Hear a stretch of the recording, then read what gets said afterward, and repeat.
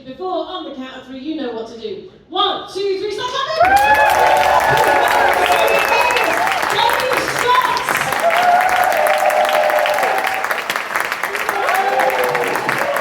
Hello, TEIGNMOUTH! Oh, how are you, all my darlings? Are you well? Yes, good. Hi, I'm Dave. I will be your second bald comedian of the evening. They get Terry and I on 2 for 1, it's cheaper. No, it's nice. Love a bit of TEIGNMOUTH. It's nice to be here. It's nice to be here mainly because I live in Newton Abbot. Thank you. Thank you for that small ripple of pity. I appreciate it. Yes. Yeah, Newton Abbot. So as you can appreciate, it's nice to just be anywhere else, really. I can sum Newton Abbot up for you in one experience. I had my works Christmas do there not that long ago, because this isn't my only job, love. Because I'm staff. And there was about 30 of us in this restaurant having Christmas dinner, and the waitresses were coming out one at a time, and they were shouting the names off the tickets. And this little waitress came out with the starter, and she went, "Geoff! I've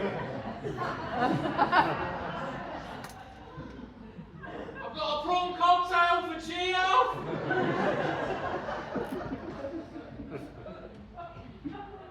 Geoff! My mate Jeff went, "I think that's mine." Geoff. Only in Newton Abbot would the name Jeff be considered exotic and difficult to pronounce. I felt bad. The woman sat next to me was called Siobhan. I didn't rate her chances at all.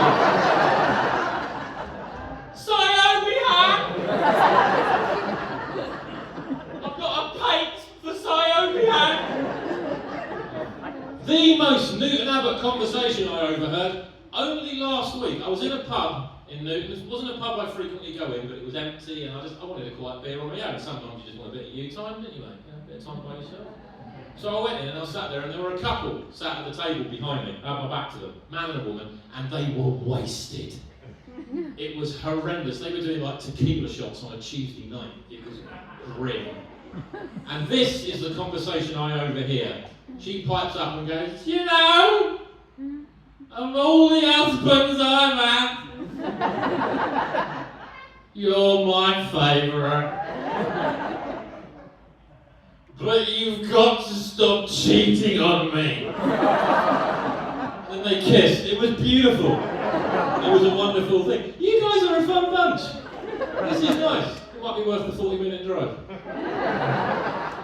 You spend a lot of your time in your car when you're a stand-up comedian. My colleagues will tell you that, because you're always driving from gig to gig, you know, you're always backwards and forwards. So you're gonna live in your car. I got done for speeding recently. Oh, that was a ball ache. It wasn't particularly impressive either. I was doing 35 in a 30. Yeah, it was just embarrassing. I actually rang them up, and they were like, I rang them up to complain. They're like, "Are you contesting the fine, Mr. Scott?" I was like, "No, but can you just tell people I was going quicker?" this looks bad. But no, I got given the choice. Do you know what I mean by the choice? Yeah, £100 fine and 3 points on my licence, or £100 to do the speed awareness course and no points on my licence. It's basically legalised extortion. It's socially acceptable blackmail, and apparently we're all fine with it. Just out of interest, throw your hand up if you've had to do a speed awareness course. Alright, that's pretty much all of you, okay, well.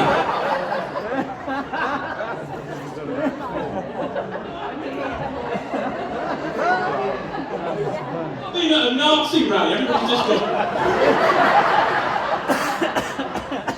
Well, I didn't realise I was rolling the Tim's criminal elite this evening. Is this a speed awareness course now? Have I got the wrong venue? Is there another pavilions in TEIGNMOUTH? Yeah, no, I didn't care for the speed awareness course. My speed awareness course was being run by 2 relentlessly chipper women who frankly just had no business running a speed awareness course. It was completely the wrong kind of energy. They were like Butlin's redcoats. Yeah. They're like, "Hello! Welcome to the speed awareness course. I'm Daphne. This is Barbara. Hello! What's going on?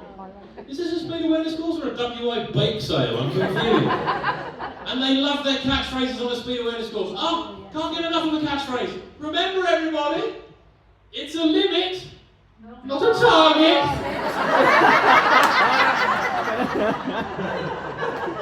If they said that once, they said it 100 times. It's a limit, not a target. And I was like, yes, I know. I know how the speed limit works. That wasn't the problem. I didn't speed because I didn't know you weren't allowed to do that. It's not like I was driving around looking at the road signs that said 30, going, oh, must be someone's birthday. No, I sped for the same reason anybody speeds. I thought I'd get away with it. Well, I've learned my lesson. I will never speed again. No, don't doubt my sincerity, mate. All right, no. I will never speed again, purely because I don't ever want to do a speed awareness course again. It's horrible. I got collared before we'd even gone in. We were outside the room waiting to go in, and this little old lady that was on the course as well, bless her, kind of latched onto me, and she came up to me. She was like, "Hello." I was like, "Yes, hello." And she said, "Oh, that being back at school, isn't it?" I said, "It is, because I don't want to be here either."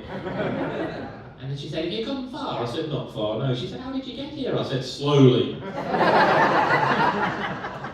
I don't know you, Grandma. You could be undercover, I'm not telling you shit. And then she said, "I wasn't even driving." What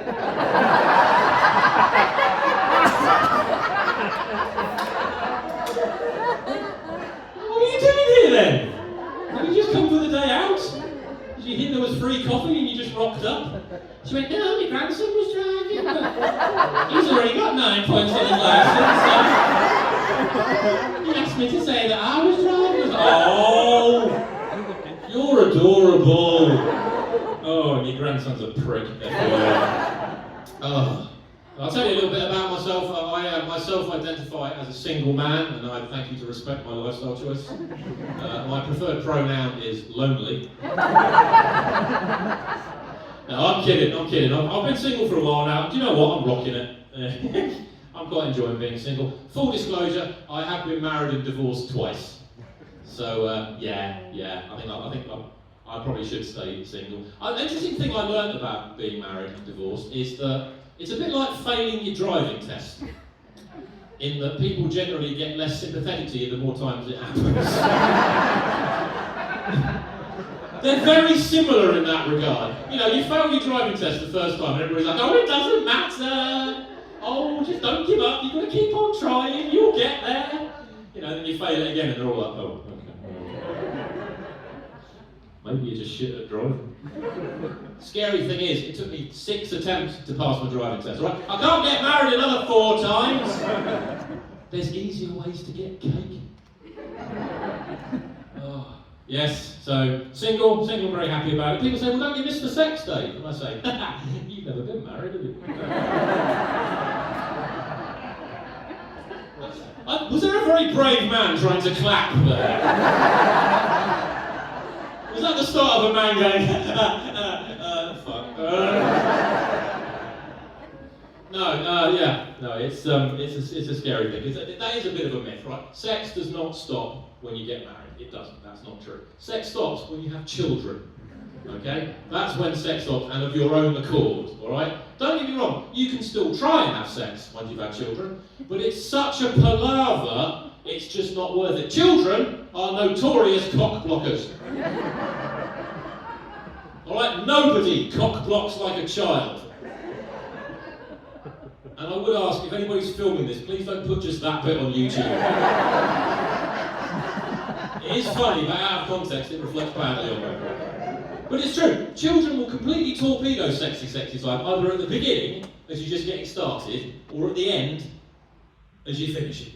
Alright? In the first scenario, okay, you've finally got them to sleep. It's taken literally hours of your life. Okay? You've read the Gruffalo about 15 times. You've taken them backwards and forwards to the toilet for infinity wees that they don't need. You've checked their wardrobe for monsters.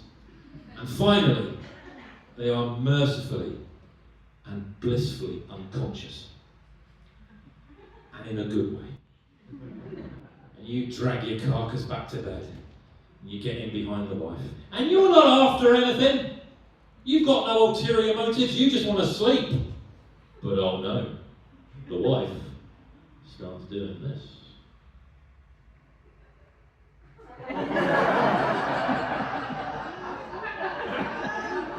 Now, for those of you that might not be familiar, that is sleepy knackered wife code for we might not get another chance.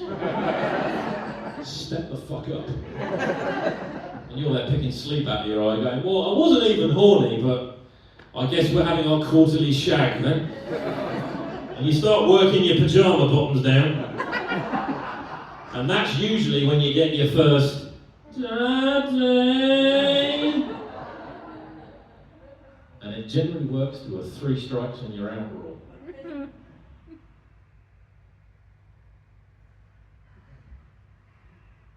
Daddy.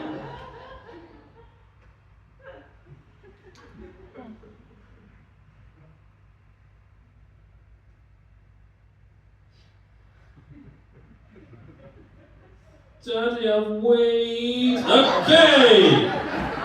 Not having sex then. I'll pencil you in for another attempt around about September time.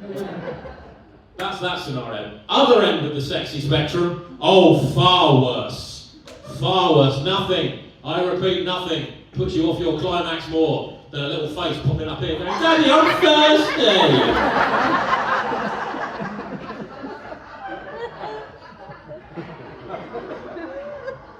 Why is Mummy dressed as Velma from Scooby-Doo? Oh yeah, Velma all the way. Yeah, don't be coming at me with your Daphne shit. You just knew Velma was filth. Oh yeah, the glasses came off and it got freaky. And I would have found out as well if it hadn't been for those pesky kids! Oh, yeah, bless them. And people say, well, just shut the door. You're not thinking long term. That is only a short-term solution. Anybody remember the scene in Jurassic Park when the raptors work out how to open doors? It's exactly the same. Once a child can reach a door handle, you're fucked. There's nowhere you can hide. People say, lock the door. Well, you can't because then you get the guilt. Oh, what if something happens to one of them, you know? And that throws the mojo off and the wife's going, well, what if one of them dies? And you're like, well, we've got 2. Isn't that why we made a spare? It's not the worst thing about parenthood, though. I'm so glad this stool's here. It's very thoughtful of them. No, the worst thing. Would you like to know the worst thing about parenthood, Timothy? Yes. Disney. Disney is evil. Don't be fooled. Right? Don't buy into the hype. Disney would have you believe that it is wholesome. Disney would have you believe that it is innocent. These are lies. Disney is evil. Disney's like a virus. It worms its way into your subconscious and just maliciously deletes your entire existing musical repertoire. Songs that you have loved your entire life, gone. Replaced. Replaced with what, Timothy? Disney.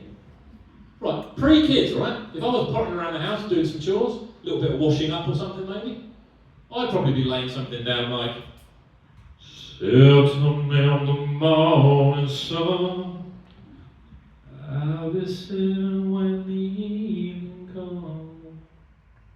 Oh yeah. Now, I can't help myself. I'm like, I know every corner of this island.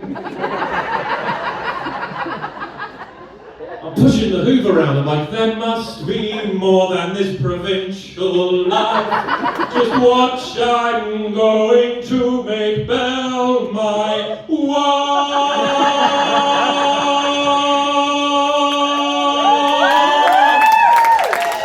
No! Don't you dare clap. That's what Disney wants you to do. Oh, Timothy, my darlings, I mean this from the bottom of my heart. Of all the audiences I've had, you are without doubt the most recent. Have you found it moderately amusing? Yeah. Would you like to know where you can avoid ever having to do that again? Then don't follow me on Instagram, @Dave.comedy. Please enjoy the rest of your evening. Thank you very much. Good night.